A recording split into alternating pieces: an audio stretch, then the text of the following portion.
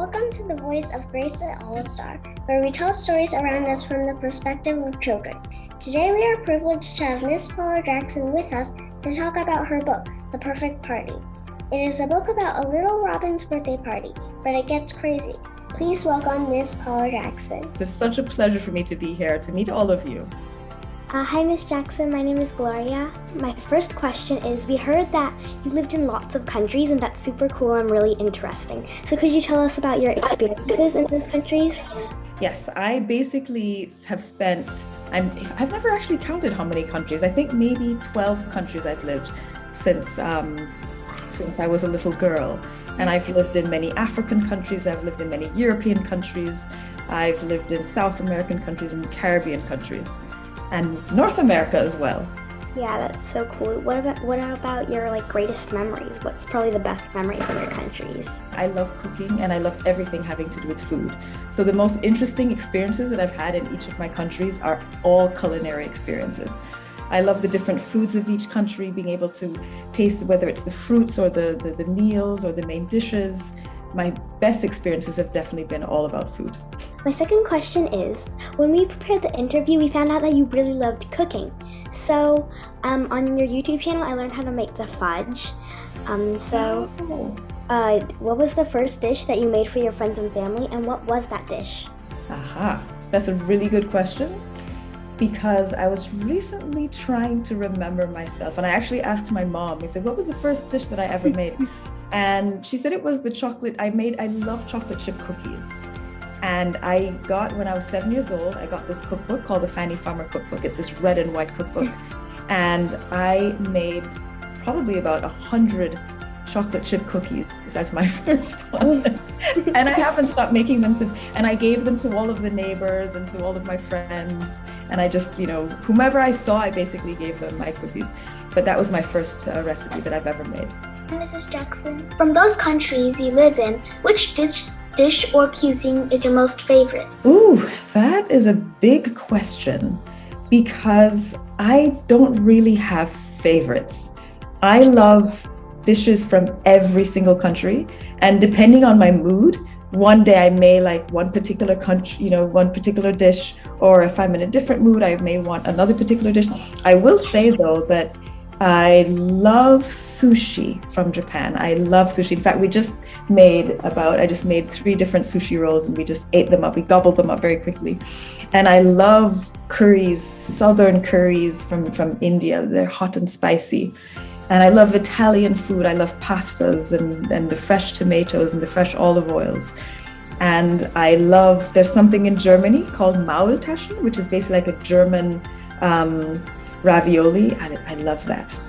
And I think that in Ghana, they have this beautiful stew called peanut stew, and it's a mixture of peanuts and tomatoes, and it's really spicy and it's so delicious. So depending on my mood, these are all my favorites. This book is all about animals. Do you have a pet at home, or what animal is your favorite? And what was your favorite place at the zoo if you've ever been there? I don't have a pet at home. I haven't had one for a while, simply because the house in which I was living, they didn't allow us to have any pets. But my favorite animal actually is a jaguar, which actually wasn't in the book, but I love jaguars. And I don't think that would make it for a very good pet, but I love just watching them. And I have seen them out in the zoo, and I've seen them in safaris before, and I just love them. It is amazing to see so many different languages in a book. Do you know all of those languages? How many languages can you speak? I understand many languages on a very basic level. For example, I could get by saying hello or how are you, or I can order food in many languages. But I only know 3 languages really, really, really well. And that is German, English, and French. When and why did you decide to become an author? I love that question, because I'm not sure it was even really a decision, more than it was something that I had to do. So I loved reading and listening to stories when I was little, and I loved the impact that stories had. And I knew from probably I would say around 7 or 8 years old, that I wanted to use my words to inspire and to empower children. And I wanted to use that to connect children around the world. So I think I've always had that within me, but I finally decided to bring it out there into the world just recently. This book seems to have a lot to talk about teamwork. Did you and your friends work together to prepare something special when you were our age or younger? Thank you, Eva. Beautiful, beautiful question. And the answer is a definite yes. And it's a funny story, but the first time I tried to plan a birthday party was kind of similar to what happened in The Perfect Party, because everyone had their different idea as to how it should work. And we were all over the place and we were being pulled from here to there. And it was just right before the party and we didn't know what to do because everyone had differing opinions. And it was literally just then I decided, okay, let's all come together and let's make this work, because we all want this party. We all want to have fun. So we all got together and everyone gave basically everything that they had to offer, and we made it work. And it was literally the best party ever. This book is an overall funny story for children, and it has many characters. Why did you decide to make the characters animals? I made them animals because I think it could be just more funny. I initially planned it as different children from different countries, and it didn't feel as funny and as tangibly exciting as I wanted it to be. So then I started playing around with the animals and I thought, yes, that's it. So I have a couple questions for you. The first one is, if you would want to be one character in the book, which character would you want to be and why? I would want to be the buffalo, the water buffalo. Because even though I don't really look like the water buffalo, well, first I like the way that she sort of splashes into the water and gets everyone's attention. But I really like that she represents the voice of reason. She's the one that's saying, hang on, this is not going to work. This cacophony, no. So she's basically saying, you guys, you give what you have to offer. You guys give what you have to offer, and everyone could get along. So I like her forward-thinking directedness and her compassion and her leadership. My second question is, this story has many scenes in it. It goes from a forest to a lake and then sort of back to a forest. So did you actually mean for the story to have one setting or multiple settings? And how did you develop or design these different settings? So I didn't do the design. So when I did the text, I had a picture in mind, and I did not give that to the illustrator. So essentially I gave the text to the illustrator, and then the illustrator decided what she wanted to do. That was Helena. She's an amazing artist, and she decided the scenes that she wanted to create. Having said that, when I did the text, I wanted it to be like a journey so that you could walk through the different scenes and feel like you're going through different areas. And she captured that perfectly well. All right.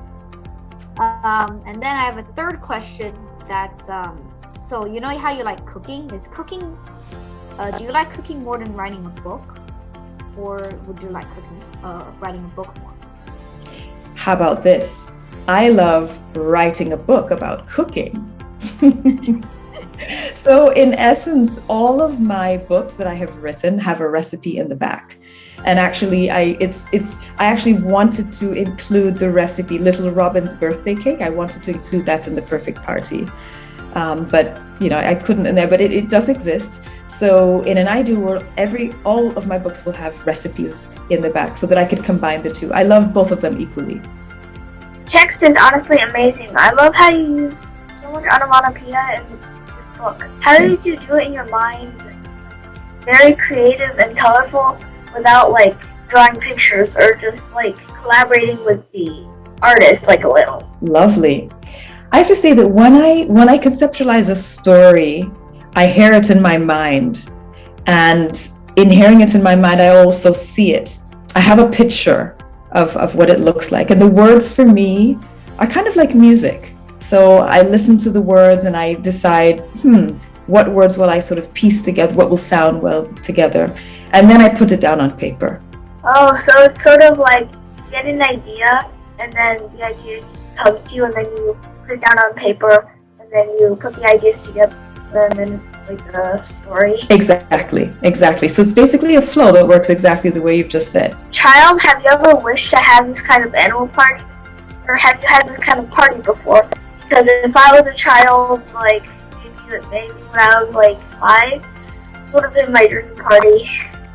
I always wanted to, and maybe I will actually. Why not? I mean, even though I'm adult now, I still could do it. And actually, you've just given me a really good idea. I think I'm going to actually do it. For my next birthday, I'm going to do exactly that.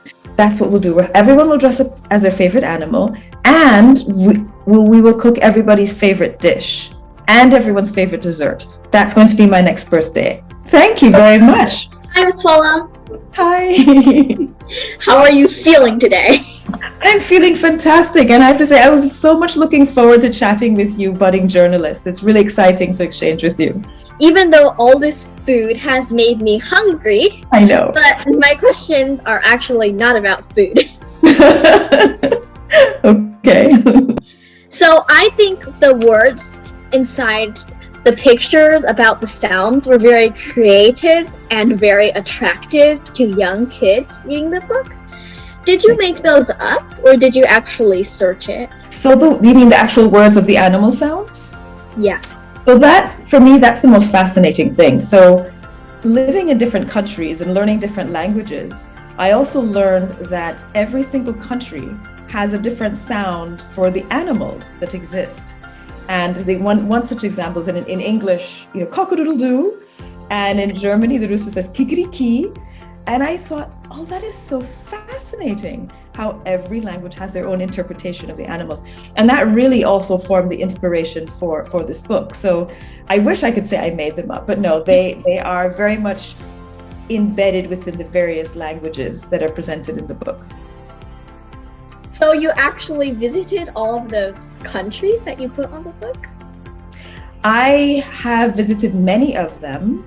I have not yet been to India. But for me, traveling is something that I think every single person should do, because it just expands your mind. You get to learn different languages, you get to eat different foods, you get to just have different perspectives. And in learning about the world like that, you learn so much more about yourself as well. Yes, I totally agree with you on that. So about the illustrator, you said you sent texts with the illustrator? Yes. Like, do you tell them what you wrote first, or do they send you a picture first and then you tell them the words? So essentially, I sent her the entire story. It was very difficult because I had a very specific idea in mind of how I wanted the animals to look, or how I wanted the feel of the book to look. But I left it, I'm the author, I'm not the illustrator. So I respected her entirely, and I gave her the entire story. And about a week and a half later, she came back with a sketch, and I was blown away. I absolutely loved it. And she said, what do you think? I said, it's perfect, lovely. And then she continued on with, the progressive pages. And I just loved every single moment of it. And I loved how she interpreted and really brought life and boldness to the words. How long did it take for you to write this book?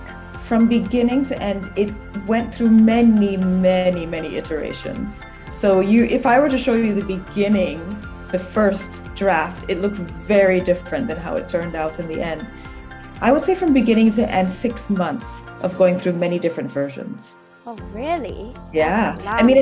It's such a short story, so you would think that, one could probably write a story in a few minutes. But to be honest, to craft a story that has the meaning and the flow and the different nuances takes time. And if you see the flow from the beginning story to the end, you'll understand why it took that time. Most publishers always look into your book and always find a way to talk bad. But for your publisher, did you have to remove anything out of the book, like edit? It was very minimal, not at all. It was a really good, actually perfect collaboration. Do you want each book that you write to stand on its own, or are you trying to build a body of work with connections between each book? I most of my works, at least up until now, they're very different. They're independent from each other. But because my passion and my mission is really to help children to understand how connected we all are to each other and to our planet, the themes of empathy and compassion and togetherness all thread throughout all of my stories. In this moral story, what value are you trying to teach the young readers? Passion,